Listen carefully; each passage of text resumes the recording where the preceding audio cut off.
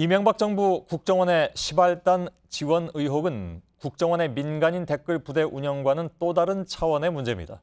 수사 결과 의혹이 사실로 드러난다면 온라인에서 여론 조작을 한 수준이 아니라 아예 당시의 여당 대선 후보의 불법 캠프를 몰래 지원했다는 얘기가 되기 때문입니다. 정치부 서복현 기자가 나와 있습니다. 자, 서복현 기자, 연일 바쁩니다.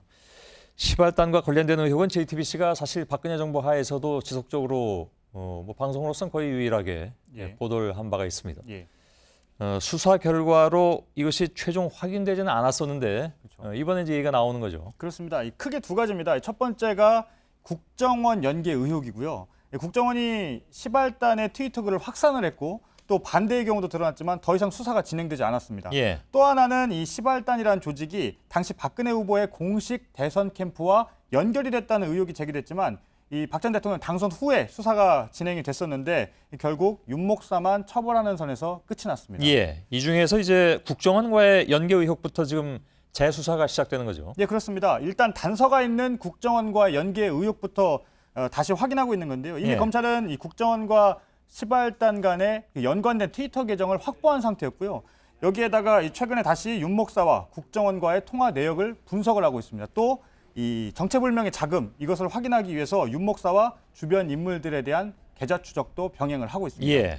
만일에 국정원 자금이 실제로 이제 시발단에 들어가는 것으로 확인이 된다면 이건 민간인 댓글 부대, 이것도 사실은 중대한 범죄 행위지만 민간인 댓글 부대하고는 또 차원이 다른 정말 중대한 범죄가 되는 거 아니겠습니까? 그렇습니다. 이명박 정부 시절 국정원이 수십억 원의 예산을 들여서 민간인 댓글 부대를 통해서 여론 조작을 한 사실은 이 국정원 적폐청산 태스크포스 그리고 검찰 수사로 확인이 됐는데요. 하지만 이 시발단은 단순한 민간인 댓글 부대가 아닙니다. 당시 박근혜 후보를 위한 불법 선거운동 조직이었거든요. 그러니까 국정원의 자금이 지원이 됐다면 국정원이 특정 후보 당선을 위해서 불법 캠프를 묵인한 것뿐만 아니라 여기에 직접 나랏돈을 썼다는 의미가 되기 때문에 큰 파장이 예상되는 부분입니다.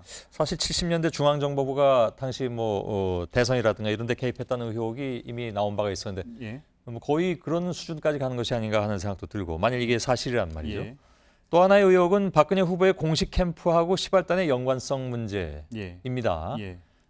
이 부분 어떻게 얘기가 되고 있습니까? 일단 이 검찰이 계좌 추적을 마치는 대로 윤 목사는 소환 조사를 받게 될 텐데요. 이 조사 과정에서 자연스럽게 당시 박근혜 후보 측과의 교감 여부도 확인이 될 수 있습니다. 당시 윤 목사 사무실에서는요, 실제로 이 박근혜 후보, 당시 박근혜 후보의 이름이 적힌 임명장이 발견됐지만 이 부분은 제대로 수사가 안 됐다, 이런 지적이 당시에도 나왔었습니다. 그리고 또 친박계 의원들이 관여했다는 의혹도 제기됐지만 박근혜 정부에서는 수사가 제대로 되지 않았습니다. 지금 검찰하고 국정원이 공조해서 진행하는 수사가 꽤 여러 가지가 있습니다. 지금 국정원도 이 문제를 역시 들여다보고 있다는 거죠? 그렇습니다. 국정원 적폐청산 TF는 이명박 정부 당시에 국정원의 보수단체 지원에 대해서 확인을 하고 있는데요. 지금까지 나온 결과는 대부분 이명박 정부 초기의 이 단체 지원입니다. 현재는 이명박 정부 말기, 그러니까 대선 직전, 그리고 박근혜 정부 당시에 이 보수단체 지원 여부도 확인을 하고 있는데요. 이 과정에서 국정원의 시발단 지원 여부도 확인이 될 가능성이 큽니다. 현재 조사를 진행할 예정입니다. 알겠습니다. 서복현 기자였습니다.